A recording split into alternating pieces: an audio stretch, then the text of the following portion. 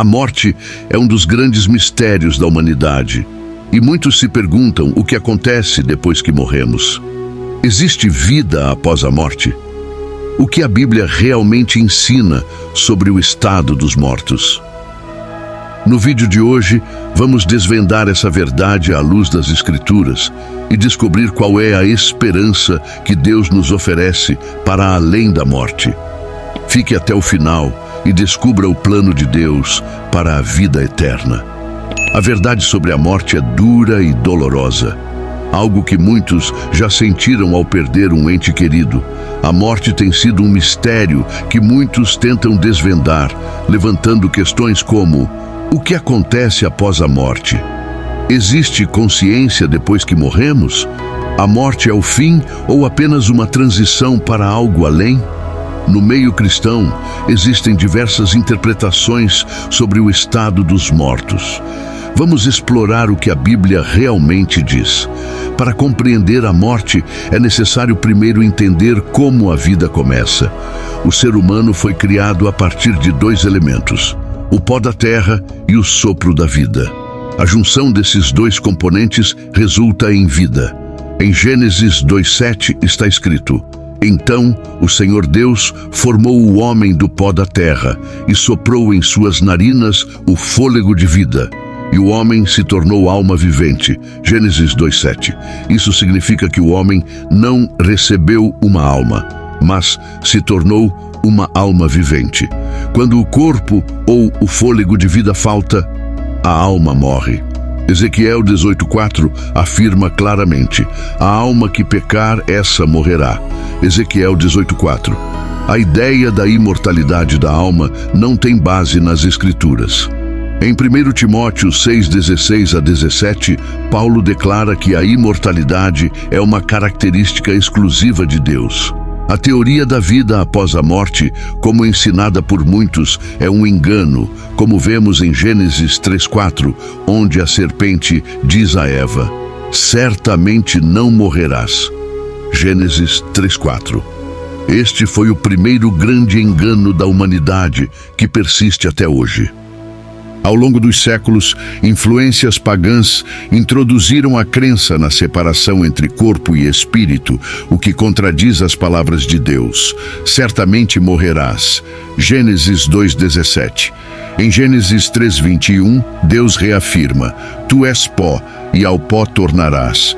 Gênesis 3:21. Eclesiastes 12:7 também ecoa essa verdade, afirmando que na morte o pó volte à terra como era e o espírito volte a Deus que o deu. Eclesiastes 12:7. A palavra espírito na Bíblia, muitas vezes traduzida do hebraico ruach e do grego pneuma, pode significar tanto fôlego quanto espírito, sendo usada de maneira intercambiável. Nunca se refere a uma entidade consciente e desencarnada. O salmista declara: os mortos não louvam ao Senhor, nem os que descem ao silêncio.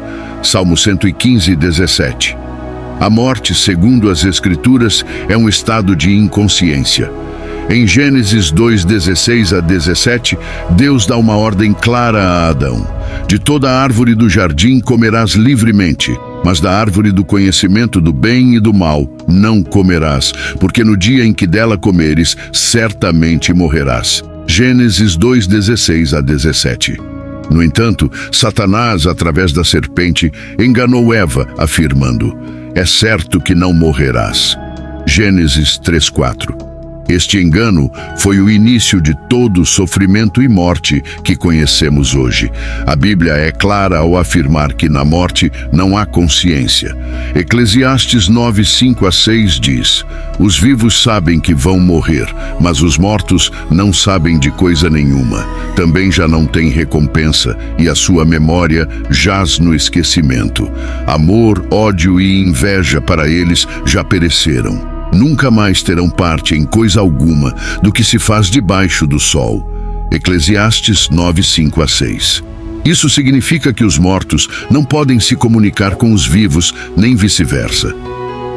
Jesus também se referiu à morte como um sono. Antes de ressuscitar Lázaro, ele disse: nosso amigo Lázaro adormeceu, mas vou despertá-lo. João 11:11.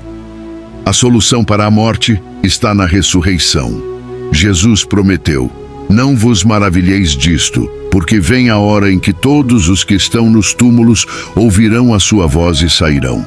Os que tiverem feito o bem, para a ressurreição da vida, e os que tiverem praticado o mal, para a ressurreição do juízo. João 5:28-29. Após os 1000 anos, ocorrerá a ressurreição dos justos, como descrito em 1 Coríntios 15:50 e 1-53. Eis que vos digo um mistério: nem todos dormiremos, mas todos seremos transformados, num momento, num abrir e fechar de olhos, ao som da última trombeta. A trombeta soará, os mortos ressuscitarão incorruptíveis e nós seremos transformados. Primeira Epístola aos Coríntios 15:21-53. A imortalidade, que o homem perdeu pelo pecado, será restaurada na segunda vinda de Cristo para aqueles que o aceitarem como Salvador. João afirma em 1 João 5:11-12. E o testemunho é este, que Deus nos deu a vida eterna, e esta vida está em seu Filho. Quem tem o Filho tem a vida, quem não tem o Filho de Deus não tem a vida. 1 João 5:11-12. A promessa de Jesus é que os que vencem não sofrerão a segunda morte. Aqueles que aceitam a salvação terão a alegria indescritível de viver eternamente com seu Senhor e Salvador. Que possamos, pela fé, nos apegar à esperança da vida eterna prometida por Deus. A morte é um mistério, mas a palavra de Deus nos oferece uma esperança firme: a vida eterna por meio de Jesus Cristo. Se hoje você deseja se reconciliar com Deus ou aceitar Jesus como seu único Salvador, saiba que Ele está de braços abertos para te receber. Jesus é a única solução para a morte e o único caminho para a vida eterna.